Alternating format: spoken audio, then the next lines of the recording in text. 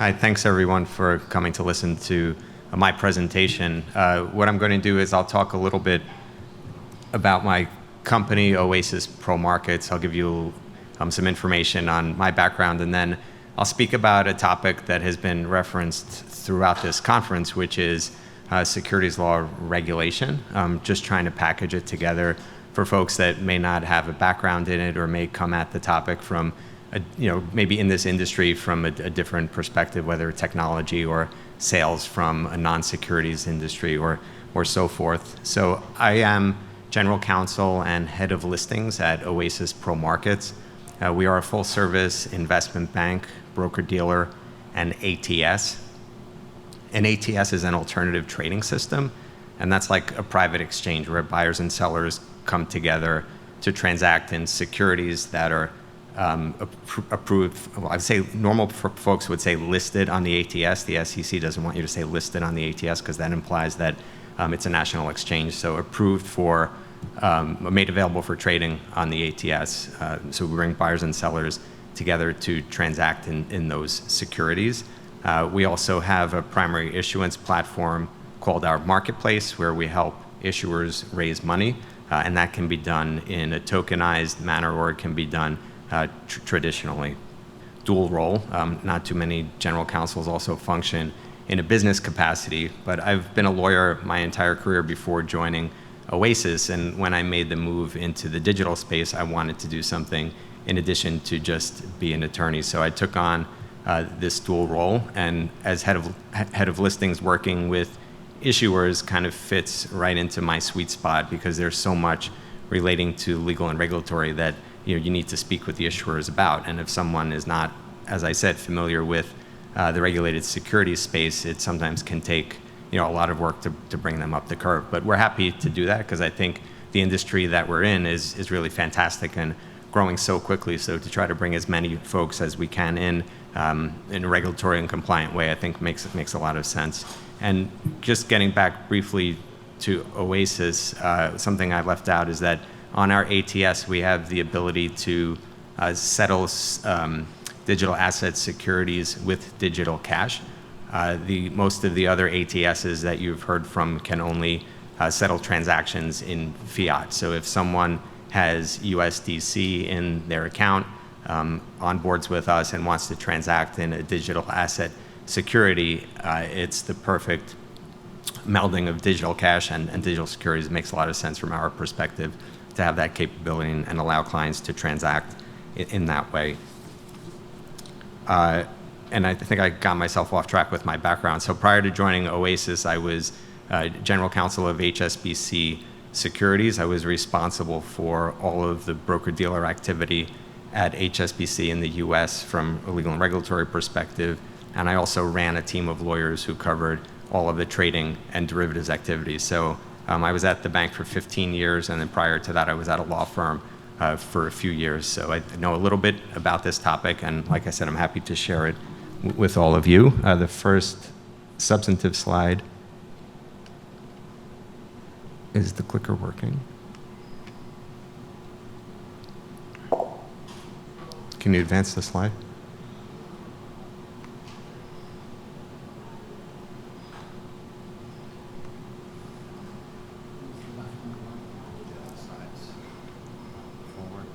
All right. Okay. Thank you. Appreciate that. First substantive slide is, the old CYA, consult your attorney. So this is not legal advice. I just really want to provide an overview for folks so you know where the potential stumbling blocks are and you know the right times to bring in your legal and compliance colleagues. Okay. So securities regulation. I don't know how many of you were at the lunch presentation. And Mr. Fenton talked about the fact that from a societal perspective, perhaps we're at an epic shift point, right? Bitcoin, digital securities, digital currency, all of these things kind of coming at us.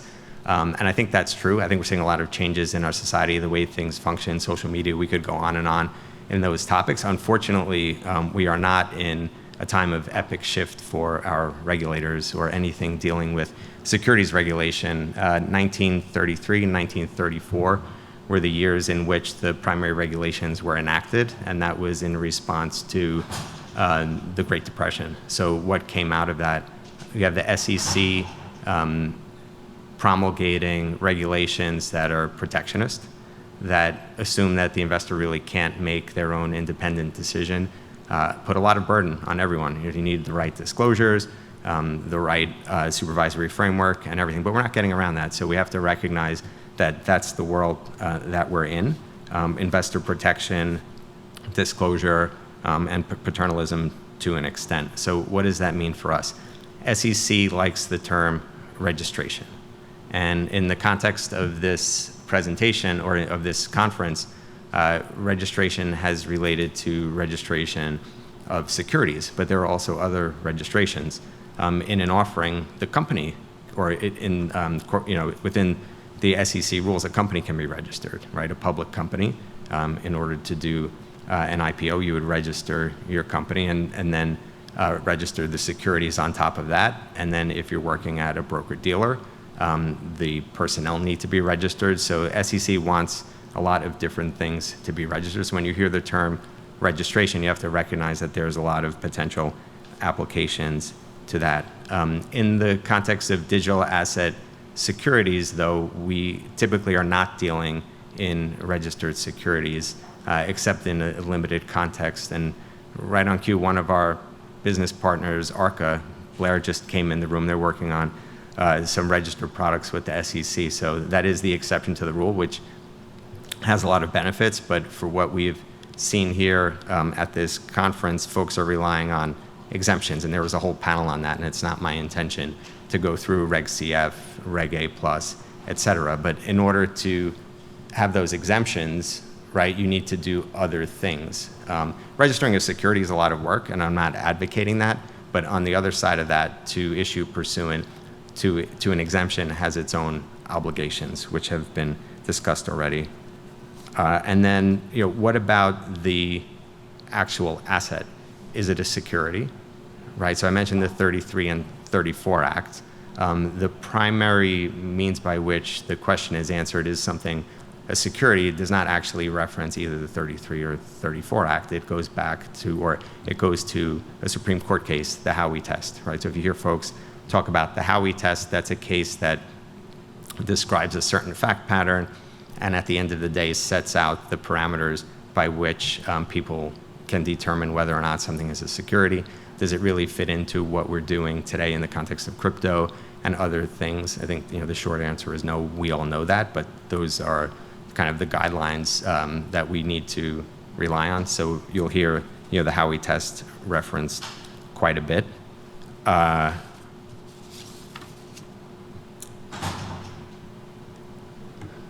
me see where we are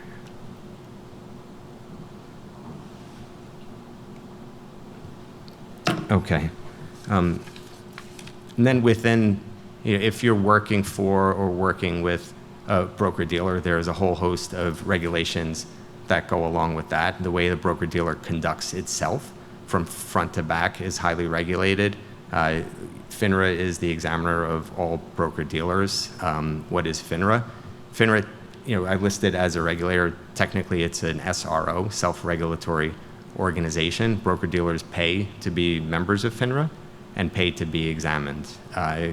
It's just the way of the world. And in Washington now, they're proposing, or some industry groups are proposing, perhaps we need an SRO for crypto, right? Because the rules that we have now are not working. And I think some people view the money transmission laws that currently are governing the crypto landscape not to be necessarily well meshing with the way that we are conducting business in this space.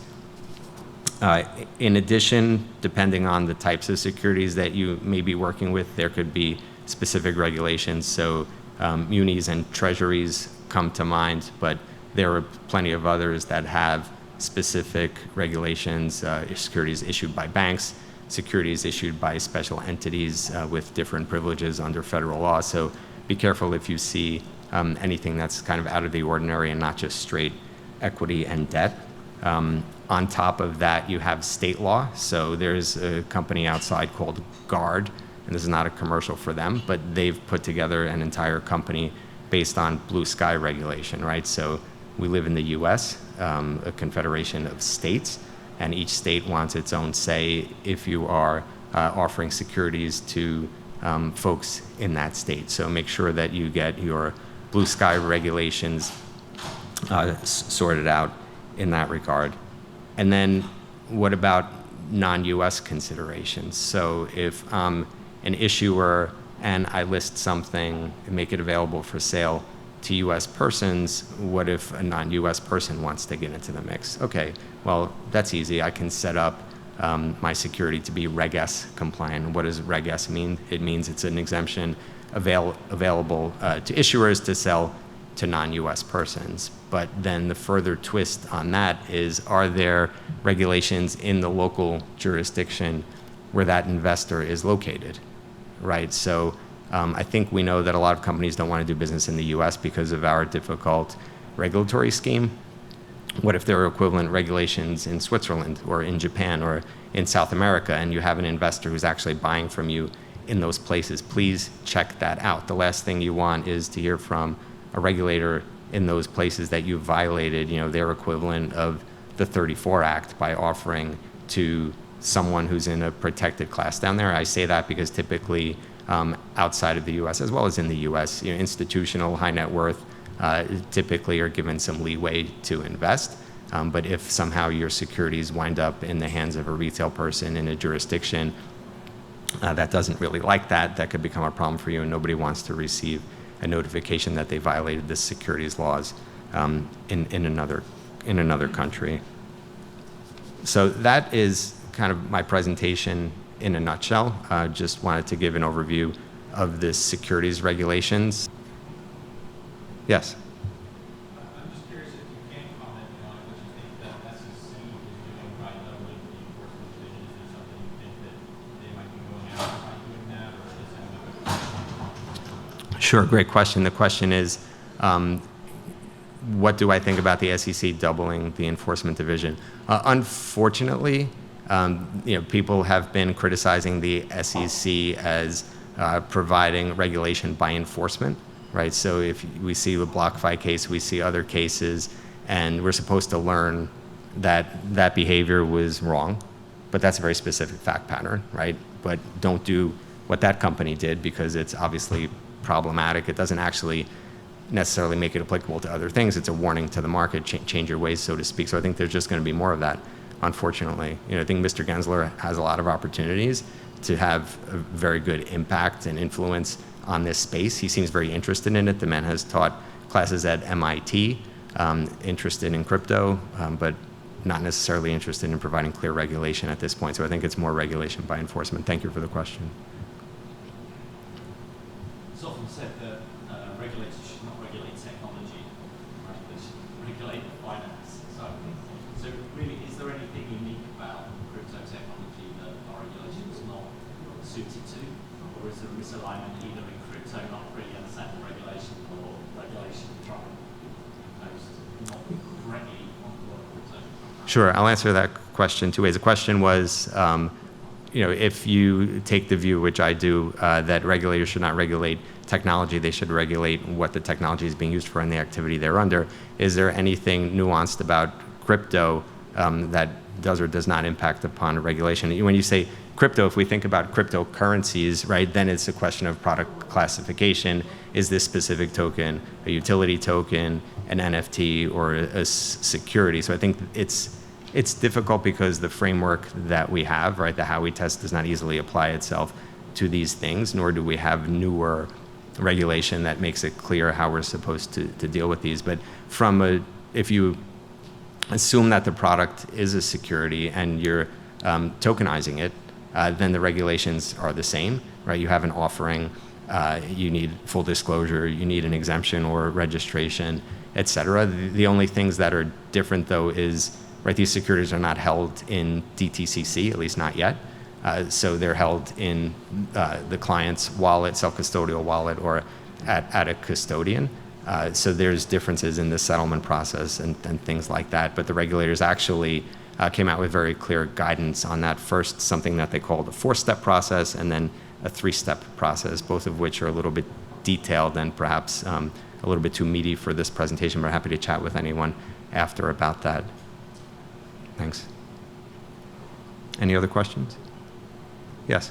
Can you share a little bit about the regulatory approvals for the ATS? I think at one time it was 2 years plus, now it's 6 months possibly. Just to be able to launch an ATS today. Sure. The question is, what is the timeline for launching an ATS? I've heard it's still up to 2 years, and there's been obviously guidance that it can be done more quickly. You also need to take into consideration what we've seen in terms of changes to rule ATS, right, where a lot more activity that was previously outside of the scope of regulation may need to be conducted on an ATS. The pronouncement was more specific in terms of treasury securities, but to the extent that more cryptos are regulated as securities, they could get caught up in that. So I think there's a lot happening in that space, and certainly there's been criticism about how quickly or how slowly regulatory approvals have been provided. Just a follow-up, it's hard to estimate this, but the value of the ATS that trades digital asset securities, just getting that license itself, do you think that's something that's of value, or does it get the license that you can do business? I'm sorry, the last part of your question, just because someone left. Is it getting the license, like how much value is there in getting the license itself versus getting the license and growing a business and going to market and trading? Well, so you have ATSs that do have a digital asset securities license and some that do not. Clearly, from my perspective, having the digital asset securities license is a benefit, right? We can participate in this new and modern space, which I think is growing very quickly. So to be able to work with clients to have them access, availability of secondary market liquidity is huge. I'm not sure if that answers your question, but if there's more. Yeah, just that follow-up would be some organizations are getting these licenses, not too many, but I've already heard selling them, being acquired, sell, or really being replacement. Well, I think in the question or the comment related to the fact that some entities will get licenses and then just be acquired quickly. I think we've seen that on the swap space. You've seen CEFs, you've seen DCMs, TCOs all get acquired by major shops. FTX has been pretty acquisitive these days, as have some of the major exchanges. So I think there's certainly value in any type of registration, particularly when you think about the fact that it's just difficult to go through the process de novo, right? If you were to get your company together and start from scratch to try to go down this road, it's expensive. The outcome is not certain, and the regulators can kind of take time to get you through that. So I think, do folks specifically get a license to sell? No, I think people have a commercial interest in being in this space, but if a potential acquirer comes along, they'll evaluate that situation at the time. Okay, well, thank you very much for your time.